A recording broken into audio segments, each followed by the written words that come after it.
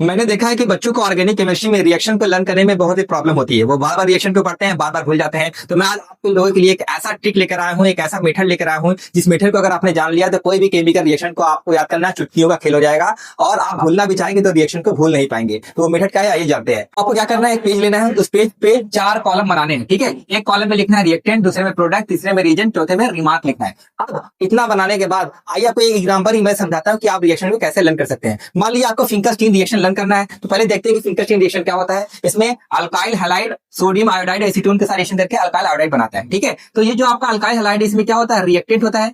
Na और acetone ये क्या होता है, आपका रिएजेंट होता है। और R बॉन्ड I बनता है, ये क्या आपका होता है, प्रोडक्ट होता है। ठीक है, तो फिंकरस्टीन रिएक्शन में रिएक्टेंट कौन है, R बॉन्ड X, तो रिएक्टेंट में लिख देना R बॉन्ड X। ठीक है, अब प्रोडक्ट में क्या बना है, R बॉन्ड I बनता है, तो प्रोडक्ट में लिख दो R बॉन्ड I। इसमें रिएजेंट कौन होता है, इसमें रिएजेंट है आपका NaI और एसीटोन आपका रिएजेंट हो जाता है। अब रिमार्क में क्या लिखना है, रिमार्क में लिखना है कि इस रिएक्शन की कौन सी प्रॉपर्टीज होती है। फॉर एग्जांपल एक किसका रिएक्शन है, या फिंकरस्टीन रिएक्शन है, तो रिमार्क में लिख दीजिए आपका फिंकरस्टीन रिएक्शन होता है। ठीक है, और भी अगर इस रिएक्शन में आपको ट्रिक वगैरह हो तो ट्रिक भी आप रिमार्क में लिख सकते हैं। ऐसे मान लीजिए आपको याद करना है कि स्वार्थ रिएक्शन क्या होता है। स्वार्थ रिएक्शन में क्या होता है, अल्काइल हैलाइड मेटल फ्लोराइड के साथ रिएक्शन करके अल्काइल फ्लोराइड बनाता है। ये आपका क्या होगा, रिएक्टेंट हो गया।